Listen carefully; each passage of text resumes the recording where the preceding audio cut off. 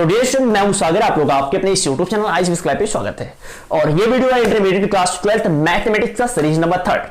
Series first में हम लोगों ने पढ़ा रिलेशन एंड फंक्शन को, सीरीज सेकंड में हम लोगों ने पढ़ा प्रतित्रिकोणमितीय फलन को, और ये है हमारा सीरीज नंबर 3 जिसमें हम लोग पढ़ेंगे मैट्रिक्स के बारे में। ठीक है, सबसे पहले मैं आपको ये बता दूं कि मैट्रिक्स से बोर्ड एग्जाम में कभी कभी 5 नंबर के क्वेश्चन पूछे जाते हैं और कभी कभी 8 नंबर के और कभी कभी 13 नंबर के क्वेश्चन पूछे ले जाते हैं।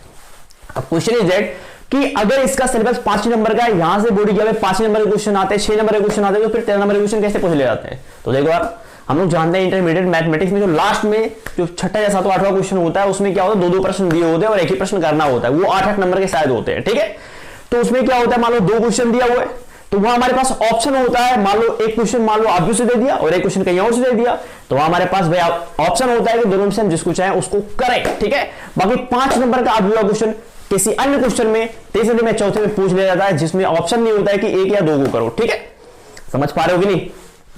तो ये 5 नंबर का क्वेश्चन तो 100% श्योर है कि ये पूछता ही पूछता है, कभी कभी 5 का, कभी कभी 8 का। लेकिन लास्ट में अगर ले आके दे दिया तो समझ जाओ, अगर इसको हम पढ़ते तो यहां से हम 13 नंबर कवर कर सकते हैं। देखो यार, इंटरमीडिएट मैथमेटिक्स की सबसे खास बात क्या होता है कि लास्ट वाले क्वेश्चन में क्या होता है, छठे, सातवें, आठवें में क्या होता है, जो भी होता है लास्ट वाले क्वेश्चन, उसमें ऑप्शन होता है कि नीचे दिए गए 2 प्रश्नों में से कोई एक प्रश्न करो। समझ पा रहे हो कि नहीं? तो अगर आप हमारे सीरीज का सारा वीडियो देख लेते हो तो सपोज करो, मान लो आपने आब्यू पढ़ा, ठीक है, एक क्वेश्चन आब्यू से आ गया, एक क्वेश्चन आ गया प्रतित्रिकोणमितीय फलन से, तो अगर आपने उसको भी पढ़ा, इसको भी पढ़ा, तो यानी आप दोनों लगा लोगे। लेकिन आपके पास ऑप्शन है, आपको जो सही तरीके से आएगा आप उसको लगाओगे, जो नहीं आएगा उसको छोड़ दोगे। इतनी बात समझ में आएगी नहीं? तो बिल्कुल। तो देखो यार, आज के इस वीडियो में हम लोग पढ़ने वाले हैं आब्यू का पूरा कॉन्सेप्ट। देखो पहले यार, अगर कॉन्सेप्ट हमको नहीं मालूम है तो हम कोई क्वेश्चन नहीं लगा सकते। मान लो मैं बोर्ड एग्जाम में बता दूं आपको, ये क्वेश्चन बोर्ड एग्जाम में आएंगे, आप इसको ऐसे लगा लो, तो अगर मैं यहां पर एक क्वेश्चन आपको बताऊंगा तो सिर्फ आप एक क्वेश्चन लगा पाओगे, एक क्वेश्चन के अलावा और सारे क्वेश्चन उस टाइप के नहीं लगा पाओगे। ठीक है, तो सबसे पहले देखो, सारे कॉन्सेप्ट तो नहीं बताए जाएंगे, क्योंकि सारे कॉन्सेप्ट अगर बताए, देखो बोर्ड एग्जाम में क्या होता है, मान लो ये आब्यू है तो आब्यू से सारे क्वेश्चन नहीं पुटअप करता है, क्योंकि अगर हम आब्यू के बारे में थोड़ा डिटेल पढ़ते हैं तो हम बहुत सारी चीजें ऐसे भी पढ़ते हैं जिसका बोर्ड एग्जाम से कोई लेना देना नहीं होता है। ठीक है, तो क्या होता है, आब्यू से कुछ गिने चुने क्वेश्चन बोर्ड एग्जाम में पूछे जाते हैं। तो पहले थोड़ा बहुत आब्यू के बारे में समझेंगे, थोड़ा बहुत कि आब्यू क्या होता है, किस प्रकार से लिखा जाता है, थोड़ी बहुत उसके बारे में नॉलेज, और फिर समझेंगे कि बोर्ड में किस किस टाइप के क्वेश्चन आते हैं और उसको कैसे हम लगाएंगे। तो कहने का मतलब पहले कॉन्सेप्ट और प्लस किस टाइप के क्वेश्चन आते हैं, उन सारे क्वेश्चन का कॉन्सेप्ट पढ़ेंगे इस वीडियो में। ठीक है, तो अगर आपने सीरीज फर्स्ट और सेकंड नहीं देखा है तो इस वीडियो का लिंक नीचे डिस्क्रिप्शन बॉक्स में मिल जाएगा, या तो बेहतर होगा हमारे प्लेलिस्ट में जाओ, वहां पर अभी प्लेलिस्ट बनाया नहीं लेकिन बना दूंगा। प्लेलिस्ट का नाम रहेगा इंटरमीडिएट क्लास 12th सीरीज। ठीक है, मतलब 100 में 80 नंबर लाने का सीरीज, या 100 में 100 नंबर लाने का सीरीज। आप जिस तरह पढ़ाई करोगे 70-80 तो फिक्स है, अगर बहुत बढ़िया पढ़ाई करते हो तो 100 में 100 नंबर लेके आ सकते हो। ठीक है, तो आइए चलते हैं, देरी ना करते हुए वीडियो को स्टार्ट करते हैं। तो आइए सबसे पहले समझ लेते हैं कि ये आब्यू क्या होता है, व्हाट इज मैट्रिक्स, और मैट्रिक्स के जस्ट बाद हम लोग पढ़ेंगे डिटरमिनेंट। तो देखो यार, मैट्रिक्स जैसे हम लोग समुच्चय पढ़ के आते थे, समुच्चय को कैसे लिखते थे, मजले ब्रैकेट से, वैसे जो ये मैट्रिक्स है, मैट्रिक्स को लिखने के लिए हम लोग छोटे ब्रैकेट या बड़े ब्रैकेट का इस्तेमाल कर सकते हैं। समझ पा रहे हो कि नहीं? समुच्चय को लिखने के लिए मजले ब्रैकेट का इस्तेमाल करते थे, वैसे सेम इस मैट्रिक्स को लिखने के लिए, आब्यू को लिखने के लिए, चाहे वो तो छोटे ब्रैकेट या तो हम बड़े ब्रैकेट, दोनों में से जिसमें हम चाहे उसका हम प्रयोग कर सकते हैं। लेकिन हमारे बुक में या सभी किताबों में क्या होता है, मैट्रिक्स को लिखने के लिए हम लोग बड़े ब्रैकेट का प्रयोग करते हैं। ठीक है, तो जैसे मान लो ये बड़ा ब्रैकेट है, ठीक है, तो ये आब्यू है। अगर इसके भीतर हम बहुत सारी संख्याओं को लिख दे तो ये एक आब्यू बन जाएगा। और जैसे ये समुच्चय होता था, समुच्चय को किससे निरूपित करते थे, इंग्लिश लेटर के कैपिटल, मतलब इंग्लिश जो वर्णमाला होता था उसके कैपिटल लेटर से। तो इसे क्या करेंगे, ये जो मैट्रिक्स होता है उसको भी निरूपित करेंगे किससे, इंग्लिश के लिए जो लेटर होते हैं कैपिटल लेटर से निरूपित करते हैं, स्मॉल से निरूपित नहीं करते हैं। ठीक है, तो मान लो इतना बराबर मैं कह दूं ए, और ये जो आब्यू है, आब्यू के भीतर जो लिखा जाता है वो संख्याओं को लिखा जाता है, या अगर इंग्लिश के लेटर को लिख रहे हो तो उसको स्मॉल में लिखना है। जैसे मान लो 3, 2, 4, 7, 4, 1, 1, 2, 3, ये बन गया हमारा एक प्रकार का आब्यू। सेट को कैसे लिखते थे, मान लो मैं कह दूं बी बराबर, सेट को ऐसे लिखते थे, यहां पर कुछ लिखा गया होता था, यहां पर जो कॉमा कॉमा लगा के लिखा जाता था उसको बोलते थे सेट का आयो, बोलते थे कि नहीं? तो बिल्कुल वैसे ये एक आव्यूह है और इसके भीतर जो लिखा गया है इसको बोलेंगे आव्यूह का अवयव, इसको बोलते हैं आव्यूह का एलिमेंट। यानी ये 3 7 1 2 4 2 4 1 3 ये सारे के सारे जो ये आव्यूह ए है ये पूरा आव्यूह है। कौन सा आव्यूह है? तो यहां पर जो लिखा होता है वो वाला आव्यूह है। यानी ये आव्यूह ये है और इसके भीतर जो लिखे गए वो सारे आव्यूह के अवयव है, यानी एलिमेंट है। अब देखो यार ध्यान से, आव्यूह में क्या होता है? आव्यूह में ये कोई जरूरी नहीं होता है कि जितने, पहले समझा दो एक चीज। देखो ये जो पड़ी हुई लाइन है, जो ये क्षैतिज लाइन है, इसको बोलेंगे क्या बोलेंगे? इसको बोलेंगे पंक्ति, यानी रो बोलेंगे। ये जो है इसको बोलेंगे रो यानी पंक्ति। ये जो खड़ी लाइनें हैं इसको बोलेंगे स्तंभ। स्तंभ माने क्या? कॉलम। समझ पा रहे हो कि नहीं? तो एक पंक्ति होता है, एक कॉलम होता है। पंक्ति माने ये जो पड़ी हुई लाइनें हैं, क्षैतिज लाइनें इसको बोलते हैं पंक्ति, और कॉलम माने ये जो खड़ी लाइनें हैं जिसको बोलते हैं ऊर्ध्वाधर लाइनें, इसको बोलते हैं कॉलम। तो देखो ये पंक्ति फर्स्ट है, ये पंक्ति सेकंड है, ये पंक्ति थर्ड है। ये कॉलम फर्स्ट है, ये कॉलम सेकंड है, ये कॉलम क्या है? थर्ड है। समझ पा रहे हो कि नहीं? तो पंक्ति को इंग्लिश में बोलते हैं रो, तो कह सकते हैं ये रो फर्स्ट है और ये रो क्या है? सेकंड है। ये रो क्या है? थर्ड है। ये कॉलम है, कह सकते हो ये कॉलम फर्स्ट है, ये कॉलम सेकंड है और ये कॉलम क्या है? थर्ड है। समझ पा रहे हो कि नहीं? इतनी बात समझ में आएगी नहीं? अगर मैं इसके बारे में कहूं तो कह सकते हो आप कि इसकी जो पंक्ति है वो कितनी है? 2। इसका जो स्तंभ है वो कितना है? 2। ठीक है। अगर मैं कहूं 2 की पंक्ति क्या है तो 2 की पंक्ति 2 है, लेकिन स्तंभ क्या है? 3 है। तो इस तरह अगर कोई भी अवयव है तो किसी भी अवयव का हम बता सकते हैं कि उसकी पंक्ति क्या है और उसका स्तंभ क्या है। इतनी बात आपको समझ में आई कि नहीं? तो बिल्कुल आपको इतनी बातें अच्छे से समझ में आ गई होंगी। और इसी चीज को हम एक तरीके से और लिख सकते हैं। देखो जैसे मान लो मैं कह दूं ये ए बराबर, ठीक है, तो ये लग गया बड़ा ब्रैकेट। इसके भीतर क्या होता है? आव्यूह के अवयव होते हैं, अवयव होते हैं, एलिमेंट होते हैं। तो मान लो ये ए है, ये भी ये है, ये भी ये है, अरे ये भी ये है, ये भी ये है और ये भी ये है। ठीक है, मान लो ये एक आव्यूह है। अब देखो ये जो है इसकी पंक्ति क्या है? 1, इसका कॉलम भी क्या है? 1। तो यहां पर 1 और 1 लिखोगे। जो ये पहली वाली होती है ये पंक्ति बताती है, जो दूसरी वाली होती है कॉलम बताती है। इसके बारे में क्या लिखोगे? इसकी पंक्ति क्या है? तो पंक्ति 1 है। कॉलम क्या है? तो कॉलम सेकंड कॉलम है, कॉलम थर्ड है। इसकी पंक्ति क्या है? तो इसकी भी पंक्ति फर्स्ट है, लेकिन कॉलम क्या है? 1 2 3, कॉलम थर्ड है। इसकी पंक्ति क्या है? तो पंक्ति इसकी दूसरी है, कॉलम क्या है? फर्स्ट। इसकी पंक्ति क्या है? 2 और कॉलम क्या है? 2। इसकी पंक्ति क्या है? 2 और कॉलम क्या है? थर्ड है। तो इस तरह अगर कोई अवयव है तो हम बता सकते हैं कि उसकी पंक्ति क्या होगी और उसकी कॉलम क्या होगी। इतनी बात समझ में आई? अब देखो यार, अगर कोई आव्यूह दिया हुआ है तो हर आव्यूह का एक क्रम होता है। समझ पा रहे हो नहीं? और क्रम कैसे होता है? पहले पंक्ति लिखते हैं, फिर गुणे क्या लिखते हैं? गुणे स्तंभ लिखते हैं। जैसे मैं कह दूं ये जो आव्यूह है, इस आव्यूह का क्रम क्या होगा? तो आव्यूह में कितने पंक्ति हैं? तो इस आव्यूह में 3 पंक्ति हैं, तो ये हो जाएगा 3 और गुणे कितने स्तंभ है? 1 2 3, तो ये हो गया 3 गुणे 3। यानी जो ये आव्यूह है इस आव्यूह का क्रम क्या हो जाएगा? 3 गुणे 3। जो पहला वाला होता है वो पंक्ति होता है, जो सेकंड वाला होता है वो क्या होता है? स्तंभ होता है। और ये भी एक आव्यूह है, आव्यूह ये। अगर मैं कहूं ये जो आव्यूह है इस आव्यूह का क्रम क्या है, तो क्रम लिखने के लिए पहले क्या लिखते हैं? पहले पंक्ति फिर स्तंभ। तो पंक्ति कितना है? ये पंक्ति फर्स्ट, ये पंक्ति सेकंड, यानी 2 पंक्ति है। और स्तंभ कितना है? 1 2 3, 3 स्तंभ है। यानी जो ये आव्यूह है इसका क्रम क्या है? तो 2 गुणे 3 है। ठीक है, तो इस तरह किसी भी आव्यूह को देख करके हम बता सकते हैं कि उस आव्यूह में कितने पंक्ति है और कितने स्तंभ है, और इस प्रकार हम बता सकते हैं उस आव्यूह का क्रम क्या है। क्रम लिखने के लिए सबसे पहले पंक्ति लिखेंगे और गुणे फिर क्या करेंगे? स्तंभ लिखेंगे। ठीक है, और जब इतना लिख देंगे तो अगर इनका गुणा करें तो ये हो जाएगा 3 3 का 9। अब ये जो 9 आया इसका मतलब इस आव्यूह में जो अवयव की संख्या है, जो एलिमेंट है वो कितनी है? 9 है। यहां पे आप गिन सकते हो 3 3 6 3 9। वैसे 2 3 है 6, ये 6 आ गया। इसका मतलब इस आव्यूह में जो अवयव की संख्या है वो कितनी है? 6 है। इतनी बात समझ में आई कि नहीं? तो बिल्कुल इतनी बात समझ में आ गई होगी। अब देखो यहां पर एक हल्का सा चीज है, जो आव्यूह है, आव्यूह को हम थोड़ी बहुत कैटेगरी में बांट देते हैं। वैसे तो आव्यूह बहुत प्रकार के होते हैं, पर हमको सब नहीं पढ़ना है, क्योंकि यहां से बोर्ड एग्जाम में क्वेश्चन नहीं पूछे जाते हैं। जहां से बोर्ड एग्जाम में क्वेश्चन पूछे जाते हैं उसको हम लोग खाली समझ लेते हैं। देखो यार, अगर ये जो पंक्ति है, पंक्ति की संख्या और स्तंभ की संख्या अगर बराबर है, समझ पा रहे हो, तो ये दिखने में एक वर्ग के जैसा लगता है। जैसे ये जो आव्यूह ये है, इसमें क्या है, पंक्ति 3 है, स्तंभ भी कितना है, 3 है, और पंक्ति और स्तंभ सेम सेम है, तो देख लो इक्वल लग रहा है चारों तरफ, इसको बोलते हैं वर्ग आव्यूह। समझ पाए कि नहीं?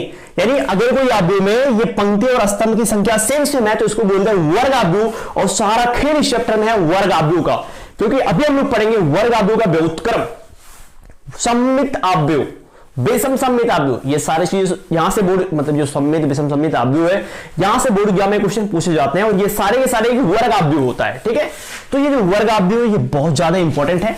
वर्ग आव्यूह क्या होता है, पंक्ति और स्तंभ सेम सेम, तो इसका मतलब ये वर्ग आव्यूह होगा।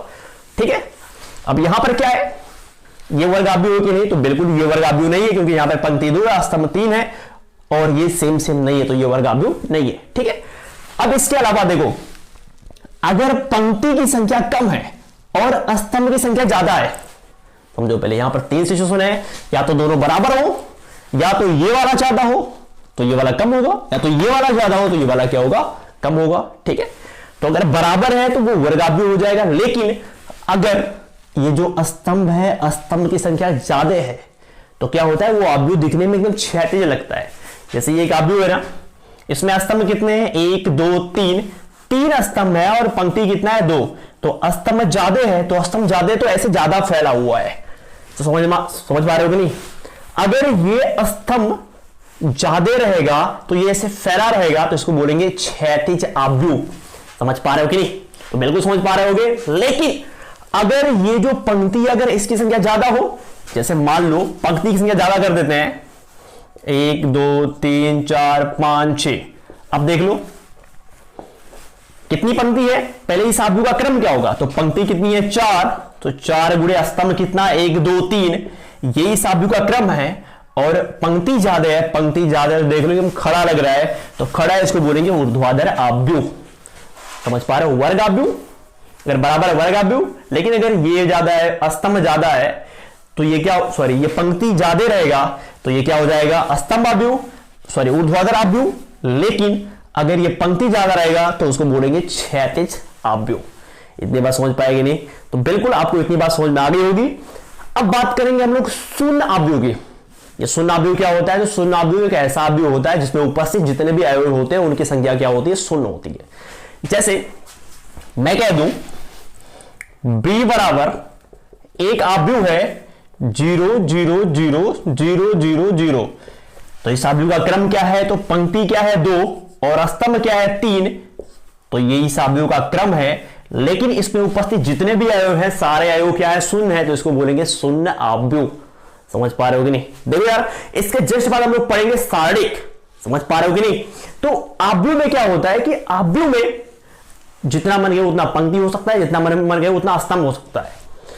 मन गए पंक्ति स्तंभ सेम सेम हो सकता है, मन गए बराबर नहीं भी रहेगा तब भी चलेगा, लेकिन सारणी के साथ ऐसा नहीं होता। सारणी में क्या होता है, वहां पर जितने पंक्ति होंगे उतने ही क्या होंगे, स्तंभ होंगे, यानी वहां पर पंक्ति और स्तंभ की संख्या क्या होती है, सेम सेम होती है। लेकिन यहां पर रहे तब भी सेम, नहीं रहेगा तब भी कोई दिक्कत नहीं। ठीक है, तो आई होप कि इतनी बातें आपको समझ में आ गई होंगी। यहाँ पर एक चीज बात करेंगे वर्ग आव्यूह से रिलेटेड, क्योंकि यहां पर सारी चीजें हमको वर्ग आव्यूह के बारे में पढ़ना है। देखो ये जो वर्ग आव्यूह दिख रहा है, वर्ग आव्यूह का जो पहला पंक्ति और पहला स्तंभ है, अंतिम पंक्ति और अंतिम स्तंभ है, तो ये वर्ग आव्यूह है। इस वर्ग आव्यूह की पहली पंक्ति और पहला स्तंभ क्या है, तो पहली पंक्ति और पहला स्तंभ वाला अवयव ये है कि नहीं, और अंतिम पंक्ति अंतिम स्तंभ, तो अंतिम पंक्ति क्या है, अंतिम पंक्ति है ये, और अंतिम स्तंभ है ये, तो अंतिम पंक्ति अंतिम स्तंभ वाला अवयव क्या है, 3 है। समझ पा रहे हो कि नहीं? पहली पंक्ति पहला स्तंभ, अंतिम पंक्ति पंक्ति अंतिम स्तंभ, तो पहला पंक्ति पहला स्तंभ, अंतिम पंक्ति अंतिम स्तंभ, इन दोनों को मिलाओगे तो मिलाने से मिलता है एक विकर्ण, और इसको बोलते हैं वर्ग आव्यूह का विकर्ण। ये विकर्ण है, किसका विकर्ण है, तो जो वर्ग आव्यूह था उसी का विकर्ण था, इसको बोलते हैं वर्ग आव्यूह का विकर्ण। समझ पा रहे हो कि नहीं? तो बिल्कुल अब देखो, अगर कोई वर्ग आव्यूह है और वर्ग आव्यूह में जो विकर्ण है, इस विकर्ण पे 3 अवयव, अब कोई जरूरत 3, 2 भी हो सकता है, 4 भी हो सकता है, 5 भी हो सकता है, वो डिपेंड करता है कि वो आव्यूह किस क्रम का है। तो किसी भी वर्ग आव्यूह में ये जो वर्ग आव्यूह का विकर्ण होता है, इस पे जो उपस्थित एलिमेंट है, इस पे जो उपस्थित अवयव है, अगर इसकी संख्या शून्य नहीं है, बाकी और सभी की संख्या शून्य है, तो उसे क्या बोलेंगे, उसे बोलेंगे क्या, बिकड़ आव्यूह। जैसे मैं कह दूं a बराबर, ठीक है, यहां पे कह दूं 3, यहां पर 4, बाकी और सभी एलिमेंट क्या है 0। तो यहां पर क्या देख रहे हो, ये एक वर्ग आव्यूह है क्योंकि क्रम क्या है 2 गुणे 2 है। तो यहां पर जो बिकड़ वाली वैल्यू है वो संख्या है, बाकी और सब शून्य है, तो इसको बोलेंगे क्या, इसको बोलेंगे बिकड़ आव्यूह। या और कह सकते हैं b बराबर 4 3 2 0 0 0 0 0। तो ये भी एक वर्ग आव्यूह है क्योंकि इसका क्रम क्या होगा 3 गुणे 3 इसका क्रम है। इसमें जो बिकड़ है, बिकड़ पे जितने लोग हैं वो अवयव शून्य नहीं है, बाकी और सारे अवयव क्या है शून्य है। तो सारे अवयव शून्य, इसको बोलेंगे क्या, बिकड़ आव्यूह। समझ पा रहे हो कि नहीं? तो बिल्कुल इतनी बात समझ में आ रही होगी। लेकिन ये जो बिकड़ आव्यूह होता है, बिकड़ आव्यूह में जो ये अवयव है, अगर इन अवयवों की संख्या 1 1 हो तो इसको बोलेंगे इकाई आव्यूह या इसको बोलेंगे तत्समक आव्यूह। और इसको लिखते हैं एक पार्टिकुलर लेटर से आई से, और इसकी जो वैल्यू होती है वो 1 के बराबर होती है। समझ पाएगी नहीं? वैसे ये जो बिकड़ आव्यूह है, बिकड़ आव्यूह में यहां पर तो 0 होता नहीं है, तो अगर बिकड़ आव्यूह में जो संख्या है अगर वो 1 1 है तो उसको बोलेंगे इकाई आव्यूह या तत्समक आव्यूह। इसको लिखते हैं किससे, आई से। तो ये चीज बहुत हेल्प करेगी। अभी तक हम लोगों ने जो भी पढ़ा उनमें ये चीजें बहुत ज्यादा इंपॉर्टेंट है कि एक ऐसा बिकड़ आव्यूह, पहला अगर बिकड़ आव्यूह है तो इसका मतलब वो वर्ग आव्यूह होगा, क्योंकि वर्ग आव्यूह ही होता है बिकड़ आव्यूह। और बिकड़ आव्यूह क्या होता है, इकाई आव्यूह या तत्समक आव्यूह। क्योंकि बिकड़ पर जो अवयव होते हैं अगर वो कुछ भी रहे और बाकी और सब सुन रहे हैं तो उसको बोलेंगे बिकड़ आव्यूह। लेकिन बिकड़ पर जो अवयव है अगर वो सारे के सारे 1 हो, बाकी और सब शून्य हो, तो उनको बोलेंगे इकाई आव्यूह या उसको बोलेंगे तत्समक आव्यूह। और उसको लिखते कैसे है, तो उसको लिखते हैं आई से। इतनी बात समझ में आएगी नहीं? अब हम बात करेंगे, ध्यान देना, इतनी तो ये तो रहा हमारा इंट्रोडक्शन। अब जो मेन चीज है जिसको हमको पढ़ना है उसके बारे में हम चर्चा करेंगे, ठीक है? तो यहां पर देखो हमको क्या पढ़ना है, आव्यूह की समानता के बारे में पढ़ना है, दो आव्यूह को कैसे जोड़ते हैं उसके बारे में पढ़ना है, आव्यूह को घटाते कैसे उसके बारे में पढ़ना है, आव्यूह का गुणा कैसे करते हैं उसके बारे में पढ़ना है, और बहुत सारी चीजें उसके बारे में पढ़ना है, ठीक है? तो आव्यूह की समानता से लेकर के एक बोर्ड एग्जाम में क्वेश्चन पूछे जाते हैं। तो कुछ क्वेश्चन मुझे मिला है जिसमें मैं एक क्वेश्चन की चर्चा करूंगा कि आव्यूह की समानता से रिलेटेड क्वेश्चन कैसे बोर्ड एग्जाम में पूछे जाते हैं, ठीक है? तो पहले मैं इसको मिटाऊं और फिर बताता हूं। तो देखो यार, अगर मैं बात करूं आव्यूह की समानता की, ठीक है, तो कोई भी दो आव्यूह समान आव्यूह तभी होते हैं ना जब उनके क्रम सेम सेम हो। अब ये नहीं कि क्रम सेम सेम नहीं रहेगा समान आव्यूह हो ही नहीं सकता है। जैसे मैं आपको समझाता हूं, देखो जैसे मान लो यहां पर मैं कह दूं x, यहां पर मैं कह दूं y, यहां पर मैं कह दूं a, यहां पर मैं कह दूं v, यहां पर मैं कह दूं क्या c, और यहां पर मैं कह दूं d। ये एक आव्यूह है, ठीक है? और यहां पर भी एक आव्यूह लिख देते हैं, 1 2 3 4 5 6 7 8 9, ठीक है? अगर ऐसे बीच में बराबर लगाया हुआ है, ध्यान से देखना, अगर एक आव्यूह यहां पर लिखा है, एक आव्यूह यहां पर लिखा है, बीच में बराबर लगाया गया है और उनके क्रम सेम है। देखो इस आव्यूह का क्रम क्या है, तो इस आव्यूह की पंक्ति क्या है 1 2 3, स्तंभ क्या है 1 2, तो इस आव्यूह का क्रम है 3 गुणे 2। इस आव्यूह का क्रम क्या है, तो पंक्ति कितनी है, पंक्ति है 3 और स्तंभ कितना है 1। अरे तो ये स्तंभ में 3 हो गया, नहीं ये तो सेम सेम होनी चाहिए। स्तंभ कितना है 2। तो इस आव्यूह की जो क्रम है 3 गुणे 2 है, इस आव्यूह का क्रम क्या है 3 गुणे 2 है, और यहां पे बराबर लगाया गया है। तो ऐसे आव्यूह को बोलते हैं समान आव्यूह या बोलते हैं आव्यूह में समानता, मतलब इसी को बोलते हैं आव्यूह में समानता। और जब भी ऐसा होता है तो क्या होता है, इस आव्यूह के जो सारे एलिमेंट होते हैं इस आव्यूह के उसी एलिमेंट से क्या होते हैं, सेम सेम होते हैं। समझ पा रहे हो? दोनों पक्षों का हम कंपेयर कर सकते हैं। और कंपेयर कब करोगे, कंपेयर करने के लिए ध्यान रखना ये बीच में बराबर होना चाहिए, बाकी दोनों आव्यूह का क्रम क्या होना चाहिए, सेम सेम होना चाहिए। अगर ऐसा है तो हम कंपेयर कर सकते हैं। और कंपेयर करोगे तो इसका कंपेयर इससे हो जाएगा, इसका कंपेयर इससे हो जाएगा, इसका कंपेयर इससे हो जाएगा, इसका कंपेयर इससे हो जाएगा, इसका कंपेयर इससे हो जाएगा, और इसका कंपेयर इससे हो जाएगा। इट मींस यहां पर यह कह सकते हो कि जो x बराबर है x बराबर क्या हो जाएगा, x बराबर 1, y बराबर क्या हो जाएगा 4, y is equal to 4, a is equal to क्या हो जाएगा 2, और b इज इक्वल टू क्या हो जाएगा 5, इस प्रकार कंपेयर कर सकते हो। एलिमेंट क्या होते हैं, सेम सेम होते हैं, समान समान जगह के। अब ऐसा नहीं कि इसको इससे कंपेयर करोगे, क्योंकि इसकी स्तंभ क्या है, तो इसकी स्तंभ 1 है, पंक्ति क्या है 2, तो दूसरी पंक्ति पहला स्तंभ, तो यहां पर भी वही दूसरी पंक्ति और पहला स्तंभ होना चाहिए, तो दूसरी पंक्ति और पहला स्तंभ, उसी से हमको कंपेयर कराना है। ठीक है, और ये कंपेयर तभी होगा जब इनका क्रम सेम सेम होगा। अब इस पर बोर्ड एग्जाम में क्वेश्चन पूछे जाते हैं। एक क्वेश्चन को मैं लेता हूं और आपको समझाता हूं, तो आइए पहले क्वेश्चन को उतार देते हैं फिर समझाते हैं।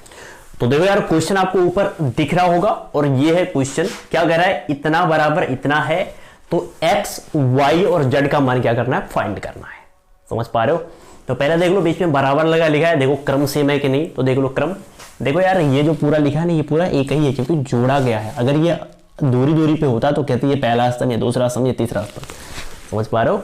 लेकिन ये सब एक ही में जोड़ा गया है ना, और यहाँ पे हम गड़बड़ी कर देते हैं। हम सोचते हैं अच्छा ये पहला स्तंभ, ये दूसरा स्तंभ, ये तीसरा स्तंभ। ऐसा नहीं सोचना, ऐसे तब सोचोगे जब बीच में कोई चिन्ह नहीं होगा। समझ पा रहे हो? तो यहाँ बीच में चिन्ह है, मतलब ये पूरा का पूरा एक ही है। तो स्तंभ क्या है, 1, और पंक्ति कितना है, 3। स्तंभ 1, पंक्ति 3। यहाँ पर स्तंभ 1, पंक्ति 3, तो क्या इनका क्रम सेम है, 3 गुणे 1 का, इसका भी क्रम 3 गुणे 1 का। तो क्या कर सकते हो, कंपेयर कर सकते हो। तो यहां पर कहोगे दोनों पक्षों की तुलना करने पर, और लिखने के बाद क्या होगा, ये वाली चीज पूरा किसके बराबर हो जाएगी, 1 की। तो ये हो जाएगा -1 प्लस y और plus z is equal to क्या हो जाएगा, 1। ये पूरी चीज बराबर हो जाएगी 2 की। तो यहां पर क्या है, x माइनस वाई और plus z is equal to 2। ये पूरी चीज बराबर हो जाएगी 2 की। तो ये क्या है, x plus Y minus z is equal to क्या, 2। अब देखो 3 समीकरण बन गए, और 3 समीकरण को हमको हल करना आता होगा। अगर आप लोगों ने क्लास 10 तक 11 तक सही से पढ़ा होगा। तो नहीं पढ़ा तब भी कोई दिक्कत नहीं, इसको मान लो इक्वेशन नंबर 1, इसको मान लो इक्वेशन नंबर 2, इसको मान लो इक्वेशन नंबर 3। इसको सॉल्व करके क्या करना है, एक्स वाई जेड की वैल्यू फाइंड करनी है। तो इसके लिए क्या करोगे, ये समीकरण फर्स्ट समीकरण सेकंड को जोड़ दोगे। तो यहां पर क्या बोलोगे, समीकरण नंबर फर्स्ट और प्लस समीकरण नंबर सेकंड जोड़ोगे। तो मैं डायरेक्ट जोड़ता हूं, देखो इसमें ये जोड़ोगे तो x से x कट जाएगा, y से y कट जाएगा, z क्या हो जाएगा, 2z इज इक्वल टू क्या, 2 1 3, और z इक्वल टू क्या है, 3/2। देखो z की वैल्यू आ गई। ठीक है, इसके बाद इसको जोड़ा गया। अब इसको जोड़ दो, इसको जोड़ दो। तो क्या बोलोगे, समीकरण नंबर 2 प्लस समीकरण नंबर 3। तो क्या होगा, देखो y से y कटेगा, z से z कटेगा, x क्या हो जाएगा, 2x इज इक्वल टू, इधर वाला ये जुटेगा, 2 दूना है 4, इससे ये काटोगे, x इक्वल टू क्या हो जाएगा, 2। ठीक है, अब इसको जोड़ा गया, इसको जोड़ा गया। अब इसको जोड़ लो, तो इसको जोड़ोगे, z से z कटेगा, x से x कटेगा, 2y बराबर क्या हो जाएगा, 3, y बराबर क्या हो जाएगा, 3/2। देखो यार, मैं आपको बताऊं कि जो ये आबू वाला चैप्टर है, ये बहुत ही इंटरेस्टिंग चैप्टर है। अभी तो ठीक है, फिलहाल अभी मैं आपको केवल चीजें बता रहा हूं इंपॉर्टेंट, लेकिन जब मैं चैप्टर को अच्छे से पढ़ाऊंगा तो बहुत मजा आने वाला है यार, क्योंकि ये चैप्टर बहुत ही इंटरेस्टिंग है। ठीक है, तो आगे आने वाले सारे क्वेश्चन बहुत ही इंटरेस्टिंग होने वाले हैं, लेकिन आगे और आने वाले क्वेश्चन थोड़ा सा लेंथी होने वाले हैं। ठीक है, चलो ये हो गया। अब बात करते हैं एक दूसरे पॉइंट पर। अब देखेंगे कि आव्यूहों को जोड़ते कैसे और आव्यूहों को घटाते कैसे। तो पहले इसको मिटाते हैं फिर बताते हैं। अब आइए देख लेते हैं। देखो यार, अगर मैं बात करूं आव्यूह की, तो आव्यूह एक ऐसा चीज होता है कि अगर आव्यूह में अगर हम किसी संख्या से मल्टीप्लाई करें तो आव्यूह के हर अवयव से उसकी मल्टीप्लाई होता है। जैसे देखो, अगर मैं ये कह दूं, ये बराबर बोल दूं क्या, 2 1 3 4, मान लो ऐसे, ये आव्यूह किस क्रम का है, 2 गुणे 2 क्रम का है। अब मान लो इस आव्यूह में अगर हम 5 से गुणा करें तो क्या होगा, 5 से अगर गुणा करेंगे तो 5, अगर ऐसे लिखा है तो 5 से गुणा करने का मतलब 5 का गुणा सभी में होगा। ये चीज ध्यान दिए रहना, ये बहुत ज्यादा इंपॉर्टेंट है। तो 5 गुना क्या हो जाएगा, 10, और 5 तिहाई क्या हो जाएगा, 15, 5 करने में क्या हो जाएगा, 5, 5 क्या हो जाएगा, 20। यानी अगर किसी आव्यूह में किसी संख्या से मल्टीप्लाई करते हो तो उस संख्या का मल्टीप्लाई सभी में होगा, और अगर आव्यूह से कुछ कॉमन लेते हो तो वो सभी एलिमेंट में से कॉमन निकलेगा। ये आव्यूह में होता है, लेकिन सारणिक में शायद ऐसा नहीं होता, वहां पर पढ़ाऊंगा, देखा जाएगा क्या होता है। बस आव्यूह में जानते रहो कि सभी अवयवों में जो भी होता है सभी अवयवों के साथ होता है। इतनी बात समझ में आएगी नहीं, बिल्कुल आ गई होगी। अब देखो, मान लो ये एक आव्यूह ये है, ये एक आव्यूह बी है। अब आव्यूह को हमको जोड़ना घटाना है, तो आव्यूह को हम कैसे जोड़ते हैं और कैसे घटाते हैं। तो देखो यार, किन्हीं भी दो आव्यूह को जोड़ने के लिए या घटाने के लिए बशर्ते ये चीज ध्यान दिए रहना कि दो अवयव जुटेंगे घटेंगे तभी जब उनके क्रम क्या होंगे, सेम सेम होंगे। अगर उनका क्रम सेम सेम नहीं है तो ना तो जुटेगा ना तो घटेगा। जैसे अभी हम लोगों ने क्या पढ़ा, अवयवों की समानता। तो अवयवों की समानता कैसे हो रही थी, जब दो अवयवों के क्रम सेम सेम थे तभी वो क्या समानता उनका हम निकाल रहे थे, तभी वो अवयव सेम सेम थे। वैसे ही अगर दो अवयवों को जोड़ रहे हो या दो अवयवों को घटा रहे हो तो ध्यान देना कि उनके क्रम क्या होना चाहिए, सेम सेम। क्रम सेम सेम है तब वो जुटे घटेगा, नहीं सेम सेम है तो नहीं जुटे घटेगा। तो हमारे पास ये दो अवयव है, दोनों को जोड़ना है। तो पहले मैं आपको जोड़ना सिखा दूं, फिर मैं आपको घटाना सिखा दूंगा। तो जोड़ने के लिए इसमें ये जुटेगा तो ये प्लस बी हो जाएगा, और इसमें ये जुटेगा तो ये पहले उतरेगा। ये क्या है, 2 3 1 4, और प्लस ये क्या है, 4 3 5 2। समझो पहले, अगर इस अवयव के क्रम की बात करें तो इस अवयव का क्रम क्या है, तो 2 गुणे 2। इस अवयव का क्रम क्या है, 2 गुणे 2। तो क्रम सेम सेम है तो यहां पे लिखोगे, चूंकि अवयव ए और बी का क्रम बराबर सेम सेम है, समान है, इसलिए दोनों अवयव जुटेंगे। अगर ये क्रम सेम सेम नहीं होता तो कहते हैं चूंकि दोनों अवयव का क्रम सेम सेम नहीं है, समान नहीं है, इसलिए दोनों अवयव आपस में जुटेंगे नहीं। ठीक है, तो ये जुड़ सकते हैं। तो देखो ये हो गया a प्लस बी। अच्छा, जोड़ते कैसे हैं, तो जोड़ने के लिए यार जो समान समान एलिमेंट होते हैं, जो जिसका पंक्ति और स्तंभ सेम सेम होता है, उनको जोड़ देते हैं उसी से। जैसे मान लो ये सेम सेम स्थान पे इसको जुटेगा, इसका ये इससे जुटेगा, ये इससे जुटेगा और ये इससे जुटेगा। मतलब उन अवयवों को उन्हीं अवयवों के साथ जुड़ना है जिनकी पंक्ति और स्तंभ क्या हो, सेम सेम हो। तो ये 4 और 2 क्या हो जाएगा, 6, 4 और 5 क्या हो जाएगा, 5 3 क्या हो जाएगा, 8, 3 1 कितना हो जाएगा, 4, 4 और 2 कितना हो जाएगा, 6। इस तरह दो अवयवों को जोड़ा जाता है। अब दो अवयवों को घटाया कैसे जाता है, तो घटाने के लिए सिंपल, अगर घटाना होता है तो यहां पर क्या करते हैं, माइनस लगा देते, यहां पे माइनस लगा देते। ठीक है, और ध्यान देते क्रम सेम होना चाहिए। अब कैसे घटाओगे, तो संगत अवयव को संगत अवयव से घटा दोगे। तो घटाओगे तो 2 में से 4 जाएगा तो आएगा -2, 3 में से 5 जाएगा तो आएगा -2, 1 में से 3 जाएगा तो आएगा -2, 4 में से 2 जाएगा तो आएगा 2, और ये हो गया दो अवयवों का अंतर। ठीक है, अब बोर्ड एग्जाम में अवयवों का अंतर और योगफल से रिलेटेड कभी कभी क्वेश्चन पूछ लेता है, और पूछ लेता है 4 नंबर 5 नंबर कभी कभी 3 नंबर का। ठीक है, तो हमको एक क्वेश्चन मिला है जो बोर्ड एग्जाम में आया हुआ था, तो उस क्वेश्चन को लेते हैं और आपको समझाते हैं कि कैसे उसको लगाओगे। और मैं आपको बता दूं यहां पर मैं क्या कर रहा हूं, यहां पर तो कॉन्सेप्ट बता रहा हूं, किस टाइप के क्वेश्चन आते हैं उसका भी कॉन्सेप्ट बता रहा हूं। लेकिन मान लो इतना आप पढ़ लिए तो पढ़ने के बाद आप इसलिए तो बहुत स्ट्रांग हो जाएंगे, लेकिन आपको इसके लिए सारे कॉन्सेप्ट मालूम है, हर सवाल को लगाना आपको मालूम है, तो आप जाओगे अनसॉल्व पेपर लोगे, उसमें हर क्वेश्चन को देखोगे, उसको लगा के प्रैक्टिस करोगे। मान लो आप किताब नहीं पढ़ रहे कोई बात नहीं, लेकिन अनसॉल्व पेपर जो क्वेश्चन बोर्ड में आ चुका है उसको तो कम से कम आप लगाओगे। इस मेथड से पता चलता है क्वेश्चन को उतारता है, उसको समझाते हैं। तो ये देखो, ये अगला क्वेश्चन हमारे सामने है और आपको ऊपर दिख भी रहा होगा।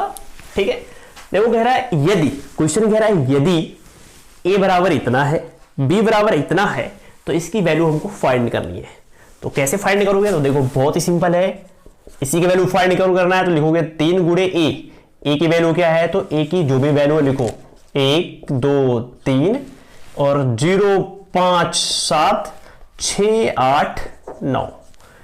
ठीक है, यहां पे माइनस है, लगा दोगे -2, और फिर क्या है b, तो b की वैल्यू क्या है, तो b की वैल्यू है 2 0 3, और यह है 3 0 5, और ये क्या है 5 7 0। ठीक है, इसके बाद क्या करोगे, 3 का पूरे मल्टीप्लाई करोगे, तो 3 0 0, 3 दूना है 6, 3 3 का 9, 3 0 0, 3 5 15, 3 7 21, 3 6 18, 3 8 24, 9 3 27। बंद करो, यहां पर माइनस है तो माइनस कर दो, और ये 2 का अंदर मल्टीप्लाई करोगे, तो मल्टीप्लाई करोगे 2 2 जा 4, 2 0 0, 2 3 6, 2 3 6, 2 0 0, 2 5 10, 2 5 10, 2 7 14 और 2 0 0।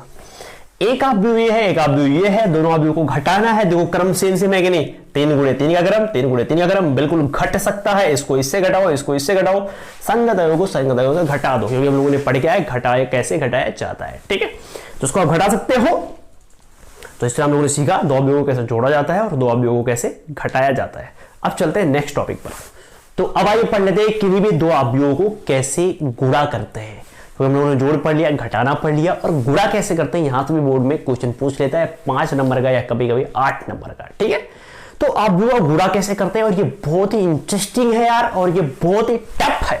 अगर आप सेल्फ स्टडी कर रहे हो तो आपके लिए बहुत ही टफ है, क्योंकि आप समझ नहीं पाओगे कि ये गुणा कैसे कैसे हो जा रहा है। ठीक है, क्योंकि मुझे ये प्रॉब्लम क्रिएट हुई थी जब मैं फर्स्ट ईयर में था, तो क्योंकि मैं 10th के बाद सेल्फ स्टडी कर रहा था, तो वहां पे प्रॉब्लम हो रही थी। प्रॉब्लम इसलिए गुणा पता नहीं कैसे हो जा रहा था, इसलिए बहुत सारी प्रॉब्लम हो रही थी, मतलब मुझे समझ में नहीं आ रहा था। ठीक, तो ये प्रॉब्लम आपके साथ भी हो सकती है।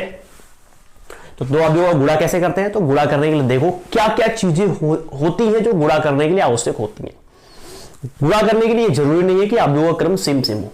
जोड़ने के लिए, घटाने के लिए, अवयवों को समान दिखाने के लिए क्या था, वहां पे ये जरूरी था कि अवयवों का क्रम क्या होना चाहिए, सेम सेम होना चाहिए। लेकिन अगर किन्हीं दो अवयवों का गुणा कर रहे हो तो वहां पर ये जरूरी नहीं है कि अवयवों का क्रम क्या हो, सेम सेम हो। जैसे मैं दिखाता हूं, इस अवयव का क्रम क्या है, तो अवयव का क्रम है 2 गुणे क्या, 1 2 3, 2 गुणे 3। इस अवयव का क्रम क्या है, 3 गुणे 3, 3 गुणे 3। ठीक है, देखो जैसे ये अवयव ये है और ये अवयव बी है, और हमको करना क्या है, अवयव ये का अवयव बी में गुणा। तो पहले दोनों का क्रम बगल में कहीं लिख लो। अब क्रम लिखने के बाद देखो इसका जो दूसरा वाला है इसके पहले वाले से सेम होना चाहिए। समझ पा रहे हो कि नहीं? इसका मतलब जो पहला अवयव है उस अवयव का स्तंभ और जो दूसरा अवयव उसका पंक्ति ये सेम सेम होना चाहिए। अगर सेम सेम है तभी मल्टीप्लाई होगा, वरना मल्टीप्लाई नहीं होगा। अगर यहां पर 3 यहां पर 2 होता, ये चीज सेम सेम नहीं होता, तो बिल्कुल मल्टीप्लाई नहीं होता। ये पता नहीं क्या है, कोई मत दिक्कत नहीं है, इसकी संख्या कुछ भी हो सकती है, कोई फर्क नहीं पड़ता, बशर्ते इसकी और इसकी संख्या क्या होनी चाहिए, सेम सेम होनी चाहिए।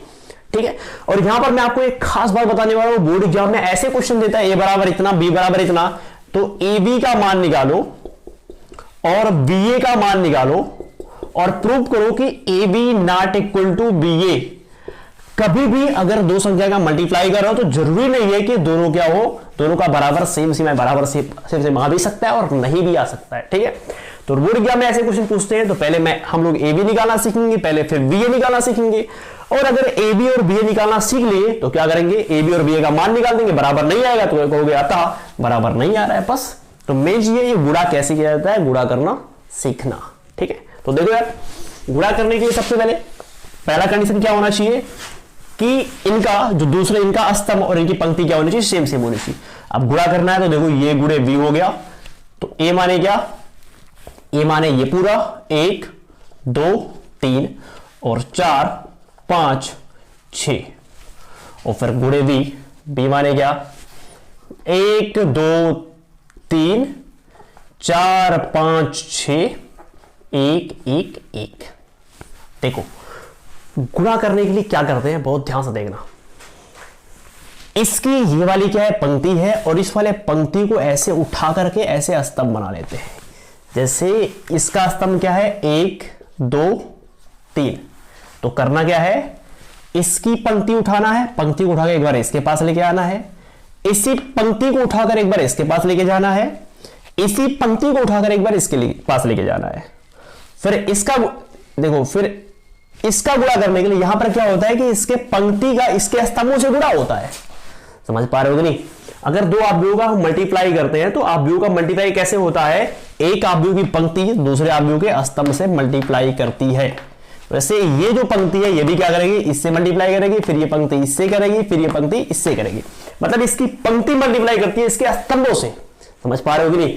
ये पहली पंक्ति है और ये तीनों स्तंभों से बारी बारी से गुणा करेगी।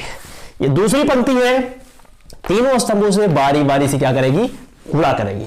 देख लो, अगर मैं बात करूं इसके गुणा की, तो ये पहली पंक्ति जाएगी, इससे गुणा करेगी, तो ये पहली पंक्ति जा रही है इसके पास माने क्या, इसके पास जा रही है ये वाली पंक्ति, तो इसका गुणा इससे हो जाएगा।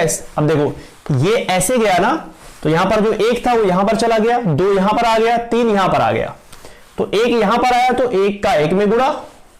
देखो ये ऐसे था, ऐसे आएगा तो यहां पर 1 हो जाएगा, 2 हो जाएगा, 3 हो जाएगा, और इनका गुणा कर देते हैं। तो 1 करने में क्या आएगा 1, 2 दूना 1 क्या आएगा 4, 3 तरीका क्या आएगा 9। इनको जोड़ोगे 9 4 13 और 1 14, तो गुणा करने पे क्या आएगा, ये जो पहला आया ये हो गया 14। और यहां पर मैं आपको एक चीज और बता दूं इसका क्रम क्या था, तो इसका क्रम था 2 गुणे 3, इसका क्रम था 3 गुणे क्या 3, तो ये और ये सेम सेम होना चाहिए, तो ये कट जाता है। अब जो अवयव प्राप्त होता है उसका क्रम क्या होगा, 2 गुणे 3 वाला अवयव, 2 गुणे 3 वाला अवयव हमको प्राप्त होगा। ठीक है, अब इसका गुणा एक बार इसमें करेंगे तो ये क्या है, ये है 4 5 6, और ये ऐसे से ऐसे जाएगा, तो ये 1 यहां 2 यहां 3 यहां पर आएगा, गुणा करोगे तो 4 करने में क्या है 4, 5 दूना है 10 और 6 तिरिक 18, तो 18 10 28, अब 28 4 32, तो यहां पर 4 के स्थान पे क्या हो जाएगा 32 हो जाएगा। ठीक है, फिर इसका गुणा इसमें होगा, तो ये क्या है 1 1 1, और ये जब इसके पास जाएगा तो 1 2 3, और गुणा करोगे तो 1 करने में 1, 2 दूना है 2 करने में 2, 3 करने में 3, और 3 3 यहां पे क्या आ गया 6 आ गया। ठीक है, अब इस वाले पंक्ति का तीनों स्तंभों में गुणा हो चुका है। अब ये वाली पंक्ति लेंगे और इसका तीनों स्तंभों में क्या करेंगे, गुणा करेंगे। तो गुणा करने के लिए हल्का सा क्या करते हैं, इसको मिटाते हैं, फिर आपको समझाते हैं। देखो ये क्या है 1 2 3, और ये ऐसे जाएगा तो 4 5 6 हो जाएगा, 4 5 6, गुणा करोगे 4 करने में 4, 5 दूना है 10, 6 3 18, 18 28 4 32, तो यहां पर क्या हो जाएगा 32। फिर इसका गुणा इसके साथ होगा, तो ये क्या है 4 5 6, और ये ऐसे जाएगा तो ये भी 4 5 6 है, तो 4 5 6 गुणा करोगे तो ये 4 चौके 16, 5 25, 6 चौक 36, 36 25 कितना हो गया, अरे 25 55 वहां 61 और 61 67 और 77, तो यहां पर हो गया 77। फिर इसका गुणा इससे करेंगे तो ये क्या है 1 1 1, और ये जाएगा ऐसे, तो ये क्या हो जाएगा 4 5 6, गुणा कर दो, 4 करने में 4, 5 करने में 5, 6 करने में 6, 6 4 10 और 5 15। ये हमको अवयव मिल गया ए और बी का गुणनफल। अब देखो इस अवयव का क्रम क्या है, तो क्रम 2 गुणे क्या है 3, तो 2 गुणे 3, और मैंने आपको बताया था कि देखो ये कट जाएगा और 2 गुणे 3 वाला अवयव हमको प्राप्त होगा। समझ पा रहे हो कि नहीं। अब देखो b गुणे ए होगा कि नहीं, अब यहां पर देखो कोई जरूरी नहीं कि b गुणे ए हो भी सकता है, नहीं भी हो सकता है। तो देखो अगर b गुणे ए की वैल्यू निकालना चाहते हो तो पहले देखो b वाले का क्रम क्या था, तो b वाले का क्रम था 3 गुणे 3, और a वाले का क्रम क्या है 2 गुणे 3, 2 गुणे 3, तो इसका ये वाला इसके से सेम नहीं है, तो क्या बोलोगे, कहोगे पहले की स्तंभ दूसरे की पंक्ति के सेम नहीं है, इसीलिए b का a में गुणा संभव नहीं है। ठीक है, लेकिन अगर यहां पर 2 होता तो ये 3 गुणे 2 हो जाता, 3 गुणे 2, तो 3 गुणे 2, 2 गुणे 3, ये और ये सेम है तो गुणा हो जाएगा, इससे कटेगा और जो हमको मिलेगा वो क्या मिलेगा 3 गुणे 2 वाला 3 गुणे 3 वाला मिलेगा।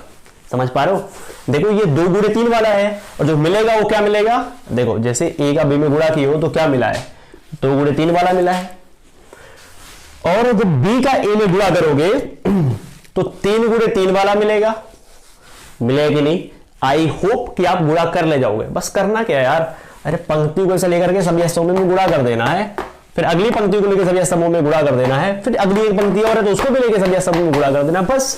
तो ba की वैल्यू यहां से आप निकाल लोगे, तो ba की जो वैल्यू मिलेगी वो 3 गुणे 3 वाली होगी, और ये 2 गुणे 3, तो जाहिर सी बात सेम नहीं होगा। अब सेम का मतलब ये है कि इसके सभी अवयव बिल्कुल एकदम सभी तरह से सेम होने चाहिए।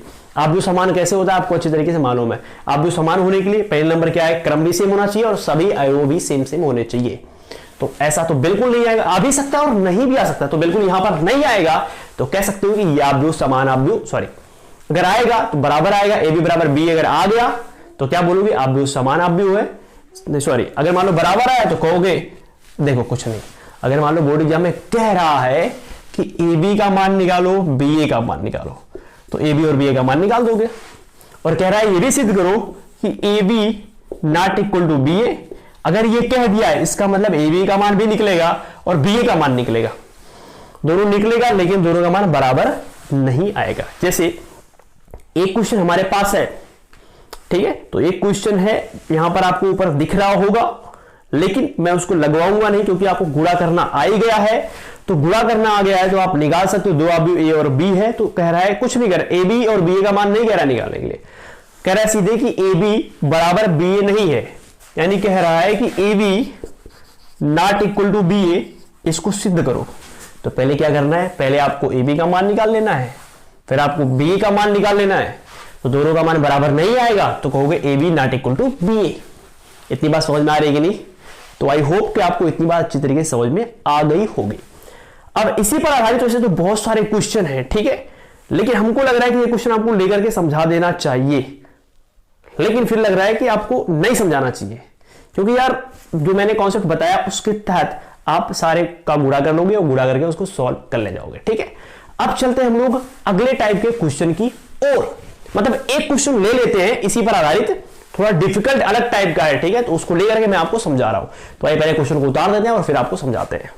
तो देख लेते हैं अगला क्वेश्चन। देखो अगला क्वेश्चन कह रहा है, मैं आपको क्वेश्चन ऊपर दे दिया हूं, आप लोग देख रहे होंगे क्वेश्चन, ठीक है। तो क्वेश्चन कह रहा है यदि ए बराबर इतना है तो सिद्ध कीजिए इतना बराबर 0 जहां पर आई एक इकाई अवयव हो। तो मैंने आपको बताया आई क्या होता है, इकाई अवयव होता है, इसको बोलते हैं तत्समक अवयव।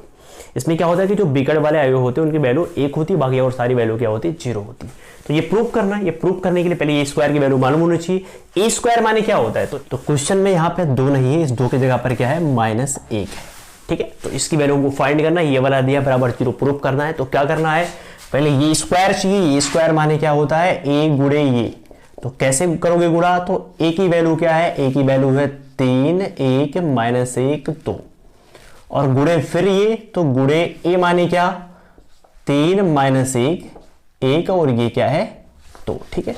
ए के ए में गुणा करोगे तो ये स्क्वायर आएगा, और ये ब्रैकेट, क्रम क्या है, 2 गुणे 2 2 गुणे 2, तो 2 गुणे 2 इसका क्रम है और 2 गुणे 2 इसका क्रम है, यानी ये और ये सेम सेम है, मतलब ये मल्टीप्लाई होगा।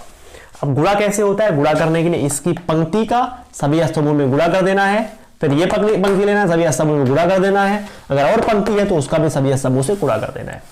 तो इसका इसमें गुणा करोगे तो इसका इसमें 3 3 9, इसका इसमें 1 करने -1, 9 में से -1 जाएगा तो ये हो जाएगा 8, इसका इसमें करोगे तो 3 कन्यम 3 और 2 2 कन्यम 2, 3 2 कितना आ जाएगा 5, इसका इसमें करोगे तो 3 करने -3, 2 करने -2, तो -3 -2 क्या आएगा -5, इसका इसमें करोगे तो -1 करने -1, 2 दूना 4, और घटाओगे तो कितना आएगा 3 है। ये आ गया ए स्क्वायर की वैल्यू। इसको प्रूव करना है, तो प्रूव करने के लिए इसको लेंगे, और मैंने आपको बार बार बताया कि हमेशा हम बड़े वाले चीज को लेते हैं, तो ये बड़ा है, इसको लेंगे LHS, और वैल्यू क्या है ए स्क्वायर -5a और +7i। ए स्क्वायर की वैल्यू क्या है, तो ए स्क्वायर की वैल्यू यही है, यही माने क्या 8 5 -5 और 3, बीच में माइनस है, माइनस कर दो, 5 है, यहां पर 5 लिख दो। ए की वैल्यू क्या है, ए की वैल्यू ये ऊपर वाला है 3 1 -1 और 2, यहां पे प्लस और यहां पे 7 है।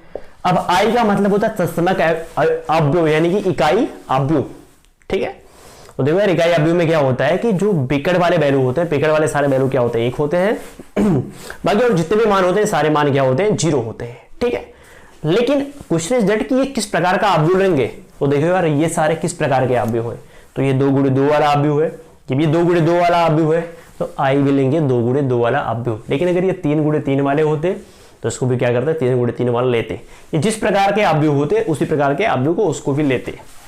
तो यहां भी क्या करेंगे 2 गुणे 2 वाला लेंगे, तो बिकड़ वाला मान क्या हो जाएगा 1, बाकी अन्य सभी मान क्या हो जाएंगे 0। अब कैसे करेंगे कैलकुलेशन, तो कैलकुलेशन करना हमको अच्छे से आता है। ये 8 5 -5 और 3 -5 का अंदर गुणा करेंगे, तो गुणा करेंगे तो ये हो जाएगा 5 3 15, 5 करने में 5 और -5 करने में -5 और 5 दूना है क्या 10, और प्लस 7 का गुणा करेंगे, 7 करने में 7 7 0 0 7 0 0 7 करने में क्या 7। अब कैलकुलेशन थोड़ा यहां कर देते हैं ये वाला। तो देखो यार, यहाँ पे माइनस है तो इसमें से ये घट जाएगा, और यहाँ पे प्लस है तो ये जुट जाएगा। तो 8 में से 15 घटेगा -7, और -7 में 7 जोड़ोगे तो कितना आएगा, आ जाएगा 0। इसमें इसको जोड़ोगे 5 5 10, 5, अच्छा 5 से 5 घटेगा 0 आएगा, फिर 0 में 0 जुटेगा तो ये हो जाएगा 0। इसमें ये तो घटाना था, पर यहां पे घट माइनस माइनस प्लस हो जाएगा, और प्लस हो जाएगा तो इसमें ये जब घटाओगे जोड़ोगे, -5 में +5 जुट जाएगा तो 0 आ जाएगा, और फिर 0 जोड़ोगे तो फिर वही आएगा। 10 में से 3 में से 10 जाएगा तो -7, और +7 जुड़ेगा तो फिर कितना आ जाएगा, 0 आ जाएगा। देखो मैंने आपको पीछे पढ़ाया था शून्य आव्यूह। शून्य आव्यूह एक ऐसा आव्यूह होता है जिसमें उपस्थित प्रत्येक अवयव की वैल्यू क्या होती है, 0 होती है। तो ये एक आव्यूह है, इस आव्यूह में जितने भी अवयव हैं सारे अवयव क्या हैं, 0, और इसी को बोलते हैं शून्य आव्यूह। इसी को 0 के बराबर लिखते हैं। लेकिन अगर वो इकाई आव्यूह है तो इकाई आव्यूह किसे लिखते हैं i से, और i मींस क्या होता है, 1 होता है।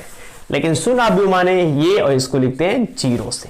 तो आई होप कि ये क्वेश्चन आपको अच्छी तरीके से समझ में आ गया होगा। ठीक है, अब बात करेंगे हम लोग परिवर्त आव्यूह के बारे में। इसको बोलते हैं ट्रांसफॉर्मेशन मैट्रिक्स। तो हम बात करेंगे यहां पर परिवर्त आव्यूह के बारे में, और परिवर्त आव्यूह से भी बोर्ड एग्जाम में 5 नंबर या कभी कभी 8 नंबर के क्वेश्चन पूछ लिए जाते हैं। देखो जो कहेगा ए बी का मान निकालो, बी ए का मान निकालो, तो वो आएगा लगभग, खाली ए बी का मान पूछेगा तो 3 नंबर या 5 नंबर में रहेगा। लेकिन कहेगा ए बी और बी ए दोनों का मान निकालो, ये गुड़े वाले में, तो वो 8 नंबर का पूछ लेता है। ठीक है, 6 नंबर का पूछ लेता है। तो वैसे सेम परिवर्त आव्यूह भी है। तो परिवर्त आव्यूह क्या होता है, पहले हम लोग इसको जानेंगे, और इसको जानने के बाद बहुत सारे क्वेश्चन जो बोर्ड एग्जाम में आए उसको हम लोग लगाएंगे। तो आइए चलते हैं परिवर्त आव्यूह की तरफ। तो देखो यार, परिवर्त आव्यूह के पास चलने से पहले एक क्वेश्चन और है जो बोर्ड एग्जाम में आया हुआ है, तो इस क्वेश्चन को देख लेते हैं, फिर चलते हैं परिवर्त आव्यूह की तरफ। तो यहाँ पर x + y बराबर इतना दिया हुआ है, 2x - y बराबर इतना दिया हुआ है, और कह रहा है कि x का मान निकालो, find the value of x। Question आपको शायद ऊपर दिख रहा होगा। ठीक है, तो निकालने के लिए कुछ नहीं करना है। जैसे हम लोग क्लास 8 में, क्लास 9 में पढ़ के आए थे, 2 समीकरण दिया रहता था, तो सिंपली क्या करते थे, उसको सॉल्व करते थे। सॉल्व करने के बाद x और y का मान क्या करते थे, उसको निकाल लेते थे। ठीक है, तो वैसे ये 2 समीकरण दिया है, इनको सिंपली जोड़ेंगे घटाएंगे, इससे हमें ज्यादा फर्क मतलब नहीं है।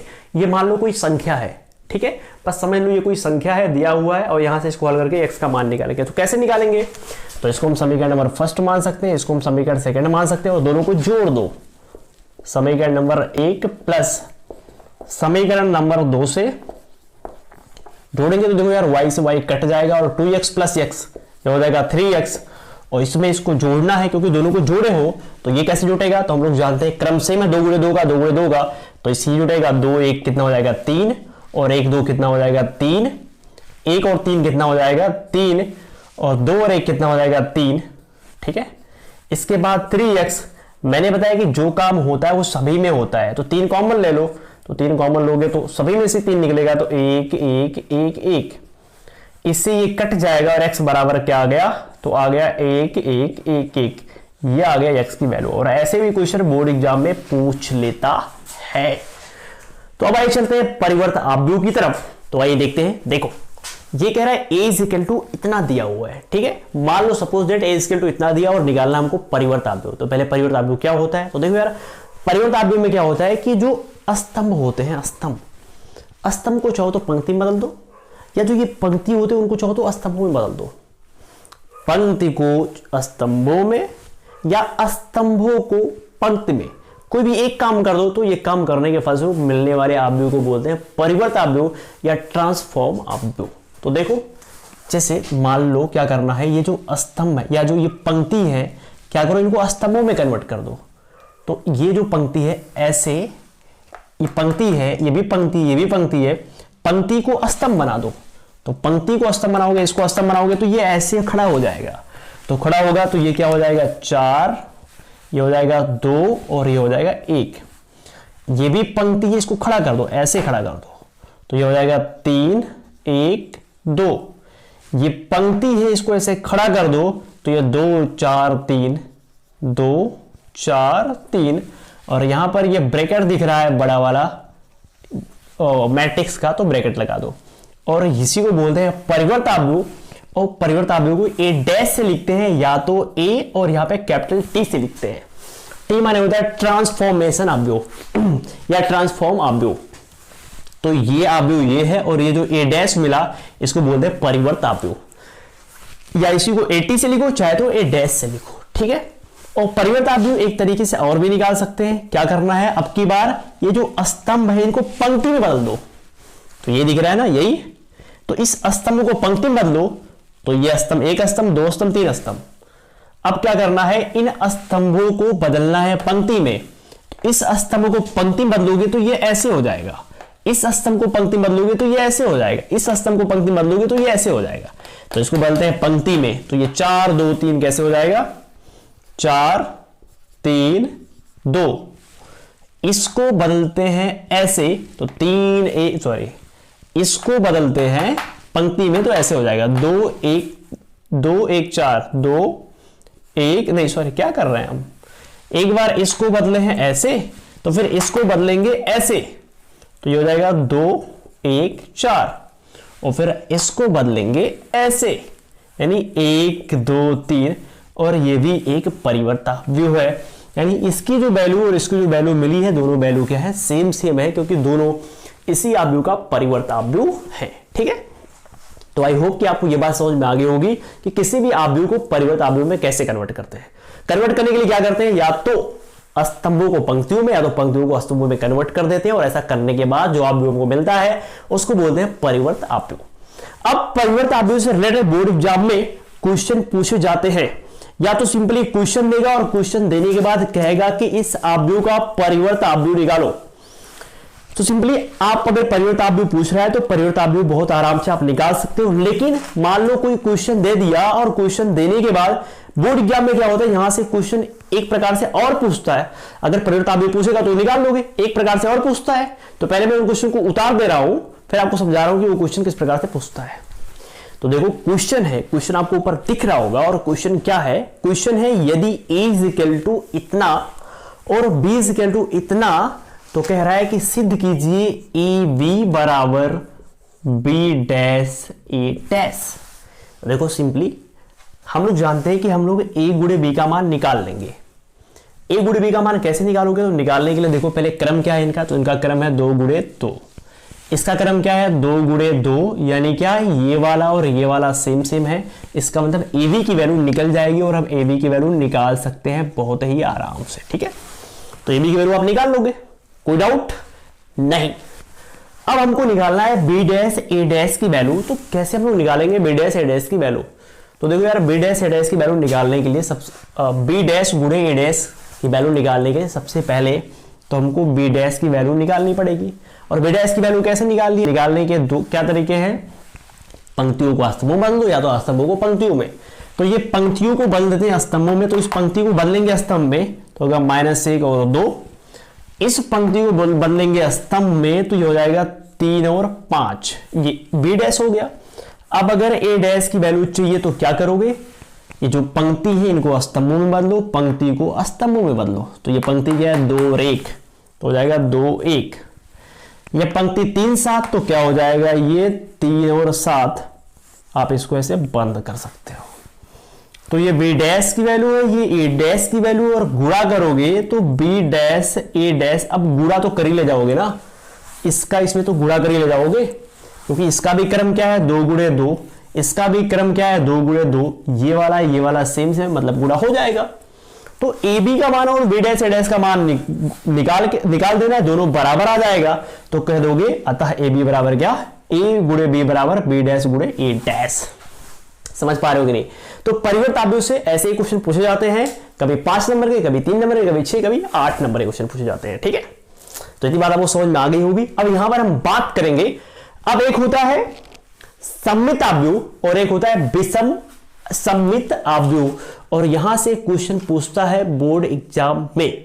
तो ये सममित आव्यूह क्या है, विषम सममित आव्यूह क्या है, पहले मैं आपको समझा दूं, और यहां से एक प्रमेय बोर्ड एग्जाम में पूछता है। तो देखो सममित आव्यूह और विषम सममित आव्यूह क्या होता है, देख लो ध्यान से। देखो अगर मान लो कोई एक आव्यूह दिया हुआ है, ए दिया हुआ है, तो यहां से हम लोग निकाल सकते हैं ए डैश की वैल्यू, इतना तो कर सकते हो। अगर ए और ए डैश यानी ये जो ए डैश है, ए डैश बराबर अगर ए आ जाए तो कहोगे ये सममित आव्यूह है। लेकिन अगर ए डैश की वैल्यू निकाल रहे हो, मान लो ए है और ए से हमने निकाला ए डैश की वैल्यू, और जो ए डैश की वैल्यू आई अगर वो माइनस ए के बराबर आ जाए तो उसको बोलेंगे विषम सममित आव्यूह। ठीक है, तो एक क्वेश्चन लेते हैं और क्वेश्चन को लेकर के समझाते हैं, मतलब एक एग्जांपल लेते हैं और लेकर के समझाते हैं कि कैसे इतना बराबर इतना आता है, इतना बराबर इतना आता है। तो आइए चलते हैं, देख लेते हैं। तो यहां पर देखो मैं आपको समझाने के लिए दो एग्जांपल लिया हूं, एक ये और एक ये। तो देखते हैं ये सममित आव्यूह कि विषम सममित आव्यूह। हम लोगों ने क्या सीखा कि अगर A dash is equal to A आया तो सममित आव्यूह, अगर A dash is equal to minus A आया तो वो विषम सममित आव्यूह। तो अगर यहां से हम लोग ए डैश की वैल्यू निकालें तो ए डैश की वैल्यू कैसे निकलेगी, ये जो पंक्ति है इनको स्तंभों में बदल दो या तो स्तंभों को पंक्ति में। तो हम पंक्तियों को स्तंभों में बदलते हैं, इसमें मजा आता है बदलने में, और हमेशा आप ऐसे ही करो तो बढ़िया रहेगा। तो ये पंक्तियों को बदलते हैं स्तंभों में, तो यहां पर क्या हो जाएगा, ये 2 1 -5, इसको बदलोगे स्तंभों में तो 1 3 और 0, पंक्ति को बदलोगे स्तंभों में तो ये है -5, ये है 0 और ये है -4। ठीक है, इतना हो गया। अब ध्यान से आप देखो जो ये वाली वैल्यू है क्या सेम ये वाली वैल्यू है, तो देख लो 2 1 -5, 2 1 -5, 1 3 0 1 3 0, -5 और 0 -4, -5 0 -4, दोनों को देखो। तो दोनों को देखने के बाद ये लग रहा है कि ये और ये सेम सेम है, यानी ए डैश इज इक्वल टू ये, तो इसको बोलेंगे क्या, इसको बोलेंगे सममित आव्यूह। लेकिन यहां पर देखते हैं, यहां से निकालेंगे ए डैश की वैल्यू यानी परिवर्त आव्यूह की वैल्यू, तो क्या करेंगे, पंक्तियों को स्तंभों में कन्वर्ट करो। तो ये पंक्ति क्या है, 0 2 -1, ये है -2 0 3 और ये है 1 -3 और 0। यहां पर देखो दोनों सेम सेम नहीं है, और सेम सेम है भी तो बस केवल चिन्ह में डिफरेंट हो रहा है। अगर यहां से हम माइनस को कॉमन ले लें तो शायद सेम सेम आ जाएगा। तो देखो ए डैश बराबर क्या होगा, माइनस कॉमन ले लो, तो माइनस कॉमन लोगे तो क्या आएगा, यहां पर माइनस प्लस है तो माइनस हो जाएगा, और 0 के पहले माइनस होता ही नहीं है तो यहां पर 0 ही रहेगा। माइनस बाहर आएगा तो यहां पर हो जाएगा 2, यहां पर प्लस है माइनस कॉमन लिए हो तो यहां पर -1 हो जाएगा, यहां पर प्लस है माइनस कॉमन लिए हो -2 हो जाएगा, यहां पर तो माइनस होगा नहीं, माइनस कॉमन लोगे तो यहां पर 3 हो जाएगा, और इसके बाद माइनस कॉमन लोगे तो यहां पर 1 हो जाएगा, यहां पर -3 हो जाएगा और यहां पर 0 हो जाएगा। ठीक है, A dash is equal to minus, ये जो पूरी वाली वैल्यू आई है ना, ये वैल्यू यही है, इसकी वैल्यू ए है, यहां पर कह सकते हो ये, तो ये डैश बराबर माइनस से, ये एक विषम सममित आव्यूह है, ये एक सममित आव्यूह है। ठीक है, अब बोर्ड एग्जाम में एक क्वेश्चन पूछा है यहां से लेकर के एक क्वेश्चन ये पूछा है, सिद्ध कीजिए आव्यूह इतना एक विषम सममित आव्यूह है। तो पहले मैं क्वेश्चन को उतारता हूं फिर समझाता हूं। तो क्वेश्चन आपको ऊपर दिख रहा होगा, क्वेश्चन है सिद्ध कीजिए कि आव्यूह ए इज इक्वल टू इतना एक विषम सममित आव्यूह है। तो देखो यार, मैंने बताया सममित आव्यूह होने के लिए क्या होना चाहिए, ए डैश इज इक्वल टू ये, और अगर वो विषम सममित आव्यूह है तो ये dash is equal to -c। तो अगर ये वाला आ रहा है इसका मतलब वो क्या होगा, विषम सममित आव्यूह होगा। तो यही प्रूव कर दो ना, यही लेके आ जाओ, तो यही अगर आ गया तो इसका मतलब विषम सममित आव्यूह हो गया। अब ये कैसे आएगा, तो अभी हम लोगों ने लाना सीखा है। तो पहले क्या करोगे, ए डैश की वैल्यू निकालोगे, और ए डैश की वैल्यू कैसे निकलेगी, पंक्ति को या तो स्तंभों में बदलो या तो स्तंभों को पंक्ति में बदलो। तो हम क्या करते हैं, पंक्तियों को बदल लेते हैं स्तंभों में, तो ये पंक्ति को स्तंभ में बदलोगे तो ये हो जाएगा 0 1 और -1, इसको बदलोगे स्तंभों में तो ये हो जाएगा -1 और 0 और 1, इसको बदलोगे स्तंभों में तो 1 -1 और 0। मेरे हिसाब से दोनों सेम सेम है, बस चिन्ह का फर्क है खाली, जहां पर प्लस है वहां पर माइनस है, तो यहां पर माइनस कॉमन ले लो, माइनस कॉमन लोगे तो माइनस कॉमन ले लो, तो सभी में माइनस कॉमन हो जाएगा, तो 0 के पहले तो माइनस होता नहीं है, यहाँ पर +1 हो जाएगा, यहाँ पर -1 हो जाएगा, यहाँ पर -1 हो जाएगा और यहाँ पर 0 हो जाएगा। मतलब जहाँ माइनस है वहाँ प्लस, जहाँ प्लस है वहाँ माइनस हो जाएगा।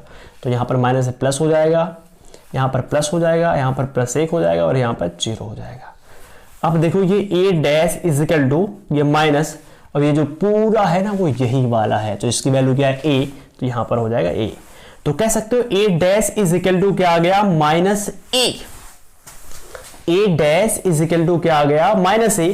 तो कह सकते हो ये एक विषम सममित आव्यूह है। ठीक है, तो इतनी बात समझ में आ गई। अब क्वेश्चन बोर्ड एग्जाम में यार ऐसे ही क्वेश्चन पूछते हैं छोटे छोटे। ठीक है, अगर सममित वाला कहेगा प्रूव करने के लिए तो सममित वाला भी ऐसे ही प्रूव कर देना है। ठीक है, तो बोर्ड एग्जाम में ऐसे छोटे छोटे क्वेश्चन पूछे जाते हैं। अब एक क्वेश्चन यहां से प्रमेय पूछता है जो बहुत ज्यादा इंपॉर्टेंट है। कह रहा सिद्ध कीजिए कि किसी वर्ग आव्यूह को एक सममित योम एक विषम सममित आव्यूह के योगफल के रूप में लिखा जा सकता है। देखो अभी हम लोगों ने बात किया केवल सममित आव्यूह की, कि सममित आव्यूह क्या होता है, सममित आव्यूह को कैसे प्रूव करते हैं कि ये सममित आव्यूह है, मतलब कोई आव्यूह सममित आव्यूह है कैसे प्रूव करते हैं। तो अगर a dash equal to a आ गया तो सममित आव्यूह है। कोई आव्यूह विषम सममित आव्यूह है कैसे प्रूव करेंगे, तो a dash equal to minus c आ गया, मतलब ये विषम सममित आव्यूह है। लेकिन अगर कोई आव्यूह दिया हुआ है उसको बदलना है सममित आव्यूह में तो कैसे बदलेंगे। अगर कोई आव्यूह दिया हुआ है उसको बदलेंगे विषम सममित आव्यूह में तो कैसे बदलेंगे। देखो समझो, पहले अभी तक हम लोगों ने क्या सीखा कि एक आव्यूह एक सममित आव्यूह दिया हुआ है पहले से, उसको प्रूव करना है कि यह सममित आव्यूह है। एक विषम सममित आव्यूह पहले से दिया हुआ है, उसको प्रूव करना है कि विषम सममित आव्यूह है। जैसे अभी हम लोगों ने क्या किया, एक आव्यूह दिया हुआ था उसको हम लोगों ने प्रूव किया कि यह सममित आव्यूह है कि नहीं है, विषम सममित आव्यूह है कि नहीं है। लेकिन अगली अब जो इस बार मैटर हो रहा है ये बिल्कुल इससे अलग है। अब क्या हो रहा है कि कोई भी एक आव्यूह दिया है और उस आव्यूह से हमको निकालना है सममित आव्यूह, उस आव्यूह से निकालना है हमको विषम सममित आव्यूह। और क्वेश्चन क्या कह रहा है, कह रहा है सिद्ध कीजिए कि किसी वर्ग आव्यूह एक सममित योग एक विषम सममित आव्यूह के योगफल के रूप में लिखा जा सकता है। यानी कोई भी एक वर्ग आव्यूह है, उस वर्ग आव्यूह को उसके सममित आव्यूह उसके विषम सममित आव्यूह के योग के रूप में क्या लिखा जा सकता है। सबसे पहले हम लोग एक वर्ग आव्यूह लेंगे, उसका सममित आव्यूह कैसे निकाला जाता सीखेंगे, उसका विषम सममित आव्यूह कैसे निकाला जाता सीखेंगे, फिर सममित आव्यूह प्लस विषम सममित आव्यूह दोनों को जोड़ेंगे। अगर फिर ये आव्यूह आ गया तो कहेंगे हाँ लिखा जा सकता है, मतलब सममित आव्यूह प्लस विषम सममित आव्यूह इज इक्वल टू क्या, वही आव्यूह जिसका वो सममित आव्यूह है जिसका वो विषम सममित आव्यूह है। ठीक है, तो पहले हम क्वेश्चन ले लेते हैं और क्वेश्चन को लेने के बाद आपको समझा रहे हैं। तो देखो मान लेते हैं कि एक वर्ग आव्यूह, क्योंकि मैंने आपको बताया कि जो ये परिवर्त आव्यूह सममित आव्यूह विषम सममित आव्यूह ये जो सब निकलता है ना, ये एक वर्ग आव्यूह का होता है।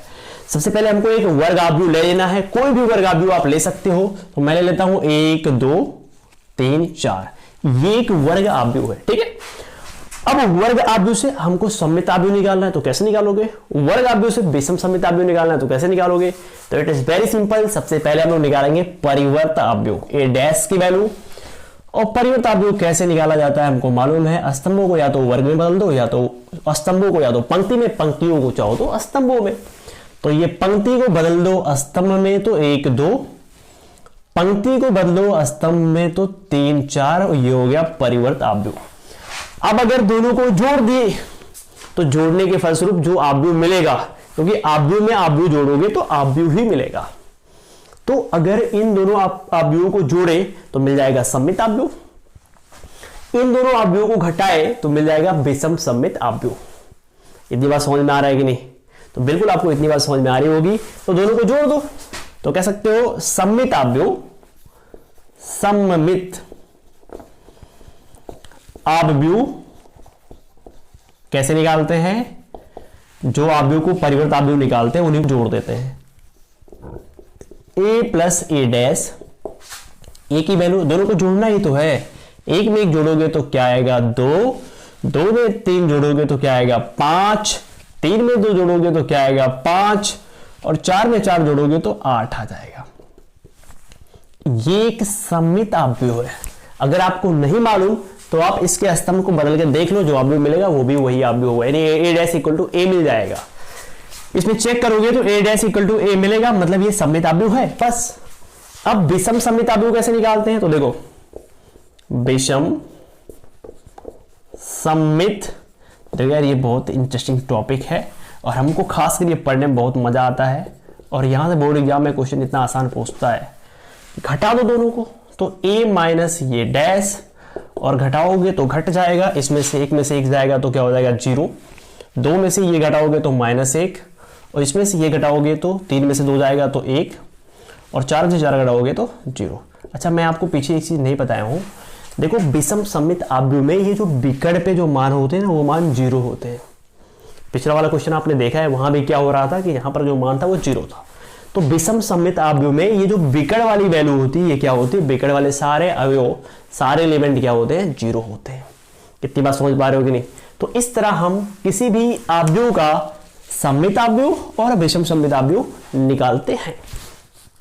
अब क्वेश्चन क्या कह रहा है कि जो ये आव्यूह है वो क्या इन दोनों आव्यूह के योग के रूप में लिखा जा सकता है। मतलब कि इतना बराबर इतना बराबर इतना प्लस इतना क्या हो सकता है। तो इतने इतने को जोड़ेंगे, अगर यही मिल गया तो कहेंगे हाँ हो सकता है। तो हमारा जो प्रमेय है वो क्या होगा, प्रूव हो जाएगा। तो दोनों को जोड़ दो और जोड़ने के बाद यही आना चाहिए। अगर आ गया तो कहोगे हाँ हो सकता है। तो कह सकते हो सममित आव्यूह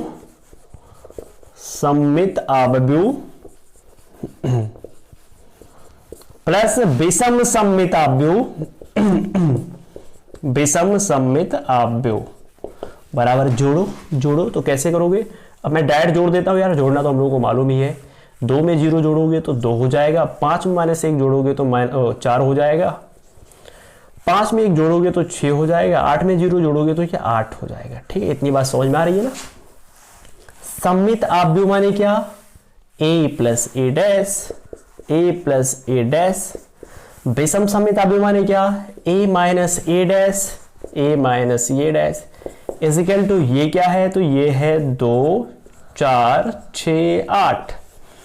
इससे ये कट गया, a और ये क्या आएगा 2a। तो यहां पर देखते हैं ये हो जाएगा 2a इजिकल टू ये माने क्या 2 4 और 6 8 फिर क्या होगा, ये 2 चला जाएगा उधर और ये इजिकल टू 2 जाएगा उधर। तो यहां पर 1/2 हो जाएगा और 1/2 माने इसी से सब में गुणा करोगे तो इसका इसमें गुणा होगा तो कट जाएगा, 2 से 2 1 हो जाएगा। इसमें करोगे गुणा तो 2 से भाग होगा तो यहां पर 2 हो जाएगा। इसमें करोगे तो ये 3 हो जाएगा। इसमें करोगे गुणा तो कितना हो जाएगा, ये 4। अरे अब देख लो यार, ये जो एक ही वैल्यू आई फिर यही नहीं आ गई, तो बिल्कुल आ गई। तो कहोगे अतः किसी भी आव्यूह को सममित आव्यूह और विषम सममित आव्यूह के योग के रूप में लिखा जा सकता है। देखो यहां पर हम लोगों ने क्या सीखा, बोर्ड एग्जाम में कैसे क्वेश्चन पूछेगा, अगर कोई आव्यूह दिया है और कह रहा है प्रूव करो कि ये सममित आव्यूह है। कोई आव्यूह दिया है, कह रहा है प्रूव करो ये सममित आव्यूह है, तो क्या करना है, a डैश इजिकल टू ये ले आना है, a डैश इजिकल टू ये ले आना है। तो कहोगे ये सममित आव्यूह है। अगर कोई आव्यूह दिया है, कह रहा है सिद्ध करो ये विषम सममित आव्यूह है, तो क्या करोगे, a dash is equal to minus ये ले आना है। तो कहोगे बस।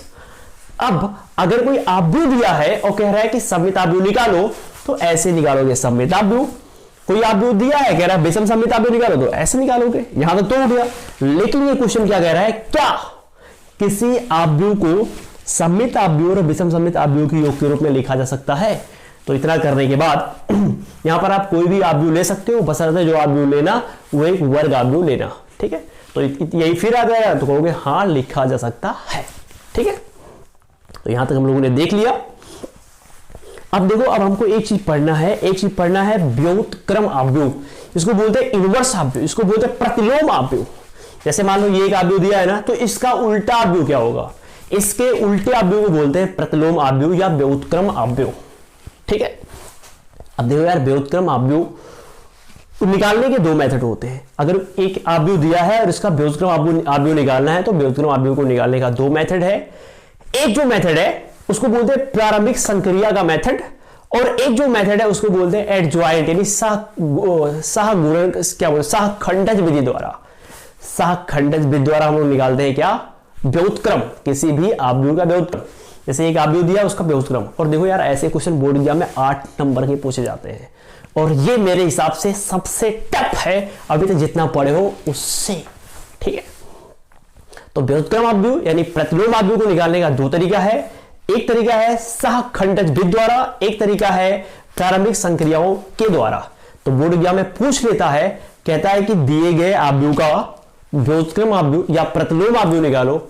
जैसे मान लो ये एक आव्यूह ये है ना, तो इसका प्रतिलोम आव्यूह क्या होगा, A इनवर्स होगा। अगर कोई आव्यूह B दिया है तो इसका प्रतिलोम आव्यूह क्या होगा, B इनवर्स होगा। कोई आव्यूह C है, प्रतिलोम आव्यूह क्या होगा, C इनवर्स होगा।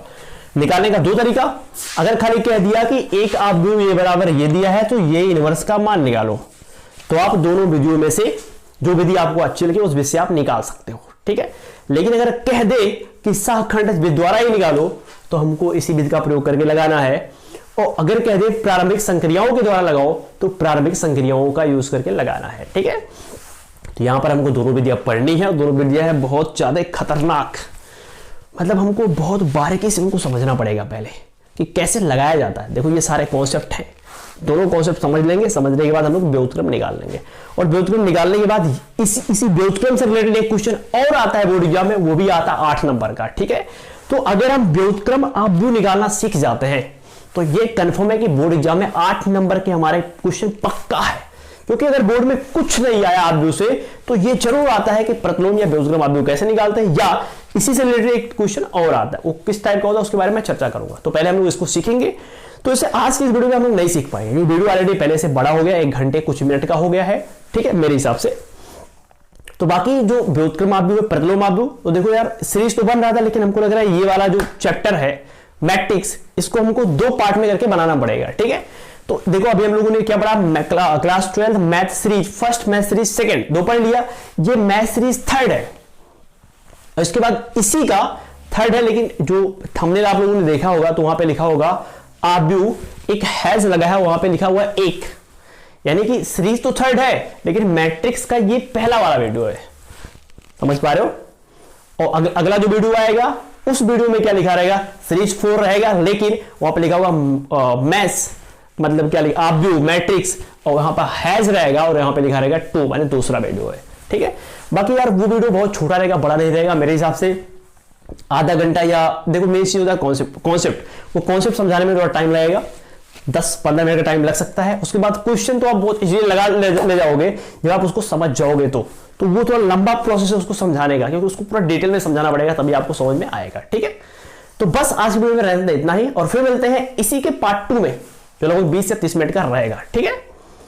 तो बताइए वीडियो आपको कैसे लगी, नीचे कमेंट बॉक्स में कमेंट करके जरूर बताइए, ठीक है। और फिर मिलते हैं, तो यहां तक तो आपको समझ में आ गया सारी चीज, कोई दिक्कत नहीं है। इस टाइप के क्वेश्चन अगर बोर्ड एग्जाम में आएंगे तो उसको आप लगा ले जाएंगे, ठीक है। तो उस टाइप के कॉन्सेप्ट को लेकर के मिलते हैं इसी के सीरीज 4 के साथ ना, हाँ। तब तक के लिए आप लोगों ने पढ़ाई में खूब मेहनत करते रहो।